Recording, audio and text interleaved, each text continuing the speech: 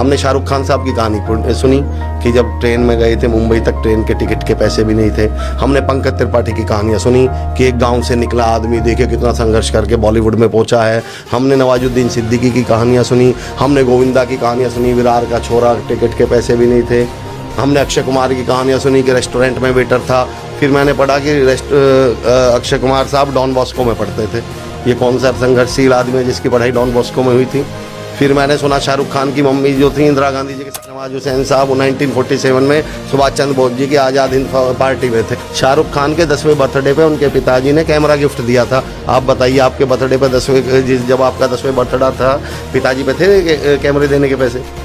मैं कहता हूँ ये कौन संघर्षशील लोग हैं। पंकज त्रिपाठी जी का इंटरव्यू सुन रहा था, मैं कह रहा था, वो कह रहे हैं हम इतने गरीब। देखो एक्टिंग का तो मैं फैन हूँ उनका, मैं उनकी सक्सेस का फैन हूँ, मैं तो बहुत सैल्यूट करता हूँ। मेहनत कम नहीं करी उन्होंने, पर मैं कह रहा हूँ उस मेहनत को संघर्ष का नाम मत दीजिए। पंकज त्रिपाठी जी अपने एक इंटरव्यू में बोल रहे थे कि हम इतने गरीब थे कि जी हमारे घर में ट्रैक्टर लेने के पैसे भी नहीं थे। हमारे पापा जी एक बार ट्रैक्टर, मैंने कहा भाई साहब साइकिल लेने के भी नहीं थे उस समय हमारे घर में, जिस समय आप ट्रैक्टर की कहानी सुना रहे हो। ट्रैक्टर पहले 50 गाँवों में ट्रैक्टर हुआ करता था, तो आप उसे गरीबी कैसे बता सकते हो? तो मेरा पॉइंट ये है सर, इतना संघर्ष है नहीं। फिर सब संघर्ष बता क्यों रहे हैं अपनी लाइफ में, वो भी बता देता हूँ सर। ये बहादुरी का दौर है, ये अपने आप को हीरो बताने का दौर। लड़की रहती थी घर, मतलब फ्लैट पे, और उससे मिलने कोई मतलब कुछ 5-10 दोस्त मिले, उसमें एक लड़का दिल्ली से आया था मिलने। तो ये लड़की और लड़का मिले तो इन लोग को आपस में मिलके अच्छा लगा। फिर एक एक करके सब कट लिए। इस लड़के को दिल्ली वापस जाना था, रात की फ्लाइट थी, लेट नाइट की, 3-4 बजे की। तो ये लड़की बोली कि अभी से कहाँ एयरपोर्ट जाके बैठोगे, मेरे घर चलो, मेरे घर रुक जाओ, 2-4 घंटे मेरे साथ रहेगा, फिर चले आना। तो बोला कि पहले मना होना किया, फिर बोला चलो ठीक है चलते हैं। तो उसके घर पहुँचे, अच्छा खा पी के, है ना, पेट भर डिनर विनर करके लोग पहुँचे थे। तो लड़की बोली कि मैं बेड पे सो रही हूँ, तुम नीचे, गद्दा बिछा हुआ था, बोले तुम नीचे सो जाओ, मैं ऊपर से जाती हूँ। ठीक है। वो बंदा लेटा ऊपर, ये लड़की लेटी, और लेटते साथ, और ये बड़ा डिसेंट लड़का ना, इतना डिसेंट कि लड़की ने सोचा कि ये घर लाने लायक है ना, दिल्ली का लड़का, समझ गया।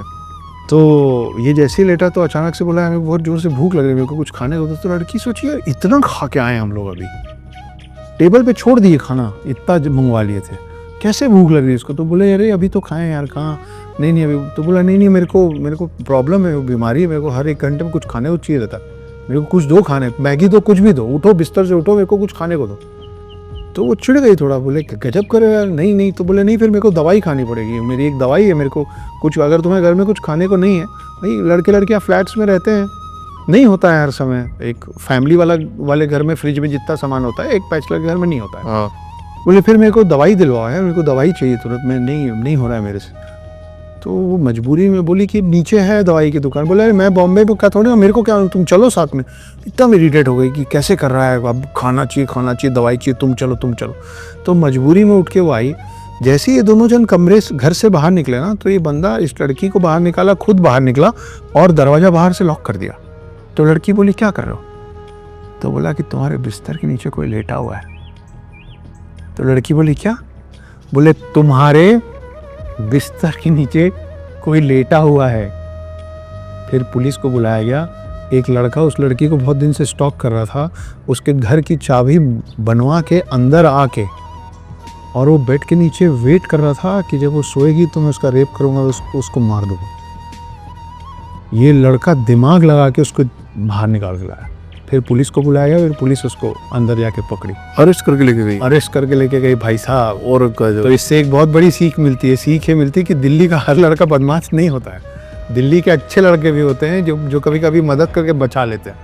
मेरी जान निकल गई ये बात सुन के, जब वो बाहर आके बोला कि तुम्हारे बिस्तर के नीचे कोई लेटा हुआ है। वो ऐसा लेटा हुआ था, बस जब इसने तिरछी निगाह से देखा ना उसको, तो ये रिएक्ट नहीं किया, उसने दिमाग से कथा 7 दिन की होती है, पूरी बात सुनिएगा। उसमें कृष्ण जन्म जो है, भागवत एक प्रकार से इज इक्वल टू कृष्ण लीला, पर कृष्ण लीला शुरू होती है चौथे दिन। तो 3 दिन क्या होता है? तो 3 दिन सारी चीजें बताई जाती हैं कि जिसको आप परब्रह्म मानते आए हो, वो परब्रह्म जब अपने प्रभाव को छुपा करके स्वभाव में आता है तो वो ऐसी लीलाएं करता है। तो 3 दिन कथा में केवल वही बात बताई जाती है कि कई लीलाएं ऐसी होंगी जहाँ पर आप फिर क्यों नहीं पूछ सकते। जैसे 6 दिन के श्री कृष्ण ने पूतना का वध किया, अब आप इस पर क्यों पूछेंगे तो इसका कोई आंसर नहीं। 7 वर्ष के कृष्ण ने 7 कोस लंबे चौड़े गिरिराज पर्वत को बाम हस्त की कन्नी उंगली पर उठा लिया। अब इसमें आप पूछो कैसे, तो अब कैसे का उत्तर तो फिर लॉजिकली नहीं दे पाएंगे। 4 गुण होते हैं, सात्विक, राजस, तामस, और चौथा गुण होता है निर्गुण। श्री कृष्ण की कई लीलाएं हैं, उनको समझने सुनने के लिए आपको निर्गुणता लानी पड़ेगी। इसलिए 3 दिन की कथा में सात्विक, राजस और तामस गुणों को समाप्त किया जाता है, और जब तीनों गुण समाप्त हो जाते हैं तब वह निर्गुण होता है, और निर्गुण जब होता है तभी लीला में प्रवेश कर पाएगा, तभी उस लीला को एक्सप्लेन करो। मैं बताती हूँ सर, इस आदमी ने अपनी पोती के साथ गलत हरकत की है। आपने देखा था? इसने खुद हमें बताया सर। आपका नाम क्या है? स्वीटी। किस क्लास में हो? Class sir. यहाँ आओ। यहाँ क्या चल रहा है आपको पता है? हाँ हाँ, ये जानती है सर। बोलो स्वीटी। जब मम्मी और नानी ब्यूटी पार्लर गई थी तब मेरे साथ नहीं, जब वो मंदिर गए थे तब दादू ने मुझे अपनी गोद में बिठा के। सुनो, इसे ले जाओ।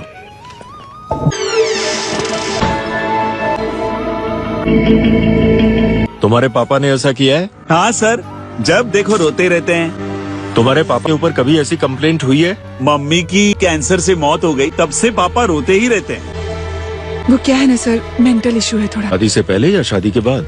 हमें लगा अच्छे लोग होंगे इसीलिए शादी करवाई। हाँ, और उसी गलती की सजा मैं आज तक भुगत रही हूँ। हमारी फैमिली की इज्जत जैसे मिट्टी में मिल चुकी है सर। बाहर निकलना मुश्किल हो गया। मेरी बेटी और मैं इस निकम्मे आदमी के साथ कैसे जिएंगे? इसीलिए तो तुम्हें 5 करोड़ मिल रहे हैं। क्या ये 5 करोड़ दे पाएंगे? हम इन्हीं के घर में रह रहे सर, 5 करोड़ का घर है इनका। नहीं सर, गाँव में भी एक घर है और 10 एकड़ जमीन है, और एक कॉम्प्लेक्स 5 लाख का रेंट आता है। मैडम, आप ये तो जानती, और बेटी किस क्लास में है ये नहीं पता। जबान फिसल गई सर। फिसल गई? करता हूँ, लेकिन मेरे लिए लोग बुरा कर रहे हैं, तो इस पर एक छोटी सी कहानी सुनाता हूँ, तो उसके बाद है ना बुराई अच्छी लगने लग जाएगी। हुआ यूं कि एक राजा थे, बड़े निर्मोही थे, नास्तिक थे, भगवान में कोई विश्वास नहीं था, कोई दान दक्षिणा कुछ करना ही नहीं जीवन में, राजपाट का आनंद ले रहे थे। ठीक। तो एक दिन रथ पर आए एक संत आए उनके सामने। संत रुके आकर के, संत को पता लगा इस तरह का राजा है, तो संत ने कहा राजा को कि मुझे आपसे दान चाहिए। तो राजा ने कहा कि ये मेरी नियति में नहीं है, मैं दान वान नहीं देता, ये फालतू के खर्चे में नहीं करता। तो संत ने कहा कि पर मुझे आपसे लेना है। इन बातों के बीच में क्या हुआ कि राजा के घोड़े ने उसने लीद कर दी। तो संत ने राजा को कहा कि ये तो आपके किसी काम की नहीं है, तो आप यही उठा के दे दीजिए, पर मुझे आपके हाथ से लेना है कुछ ना कुछ।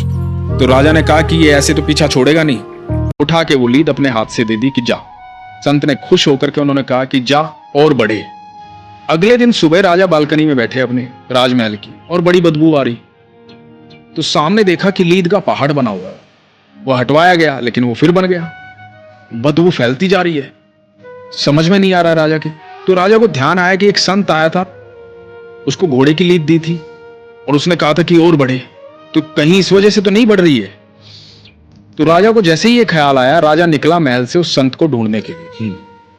ढूंढते ढूंढते संत के पास पहुंचे। मुझसे गलती हो गई, मैं माफी चाहता हूँ, मेरे महल के बाहर इस तरह से घोड़े की लीद का पहाड़ बन गया है, मुझे क्षमा करें। तो संत ने कहा कि भाई वो तो आपके कर्म है, आप मुझे धन देते तो धन बढ़ता। राजा ने कहा कि महाराज मुझे क्षमा करें, मुझसे गलती हो गई, अब मेरे अंदर वो सुधार आ जाएगा, आप निश्चिंत रहें, मैं समझ गया हूँ आपके संदेश को। तो संत ने कहा कि हाँ निवारण है, लेकिन मुझसे कोई प्रश्न नहीं पूछेगा जब तक निवारण ना हो जाए। ओके। तो राजा ने कहा कि ठीक है, नहीं पूछूंगा। तो संत ने कहा कि जा अपनी प्रजा में कुछ ऐसा फैला दे कि लोग तेरी बुराई करने लग जाए। राजा वापिस आया, राजा ने बातें ऐसी फैलवा दी कि सब जगह राजा की बुराई हो रही है, सारी प्रजा राजा की बुराई कर रही है। इधर जब सुबह बालकनी में देखा तो पहाड़ जो है वो साफ हो चुका है। अब राजा को लगा कि हाँ अब ये तो पहले जैसा हो गया है, वही सुगंध आ रही जैसे पहले आती थी, कोई दुर्गंध नहीं आ रही।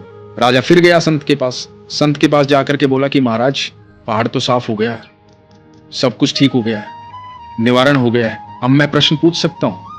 तो संत ने कहा कि हाँ पूछो। बोला कि महाराज ये हुआ कैसे? तो संत ने कहा कि जब लोग तुम्हारी बुराई कर रहे थे ना, तो तुम्हारे प्रारब्ध को काट रहे थे, तुम्हारे बुरे कर्मों के हिस्सेदार बन रहे थे, तो तुम्हारे सारे प्रारब्ध उन लोगों ने खत्म कर दिए, इसलिए ऐसा संभव हुआ।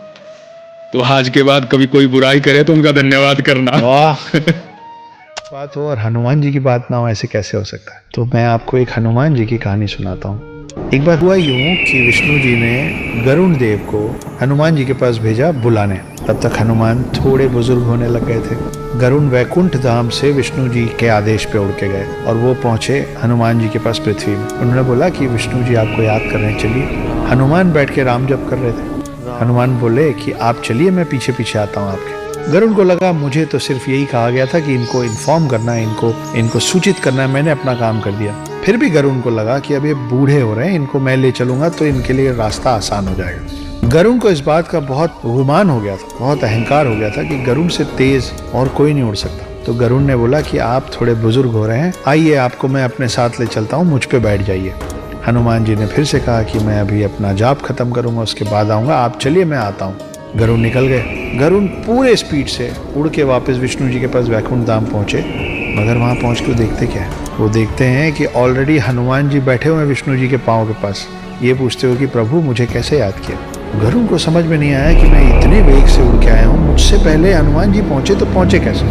और उनके दिमाग में एक और सवाल था कि अगर हनुमान जी यहाँ पहुंच भी गए थे तो द्वारपाल जो उस दिन सुदर्शन चक्र थे वो हनुमान को अंदर कैसे आने दिए।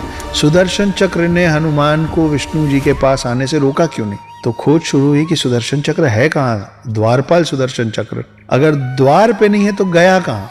विष्णु जी मुस्कुराए और हनुमान जी बोले, हे हनुमान कहाँ है मेरा सुदर्शन। हनुमान जी ने मुंह खोला और मुंह के अंदर से सुदर्शन चक्र निकला। सुदर्शन चक्र को इस बात का अभिमान हो गया था कि उससे ताकतवर कोई अस्त्र शस्त्र नहीं है, और गरुण देव को इस बात का अभिमान हो गया था कि उनसे तेज कोई उड़ नहीं सकता। हनुमान जी ने एक ही सफर में इन दोनों की सारी गलतफहमी दूर कर दी थी। वो अस्त्रों में सर्वश्रेष्ठ सुदर्शन चक्र को निगल गए थे और गरुण से पहले विष्णु जी के पास पहुंच गए थे। ये हैं हमारे हनुमान।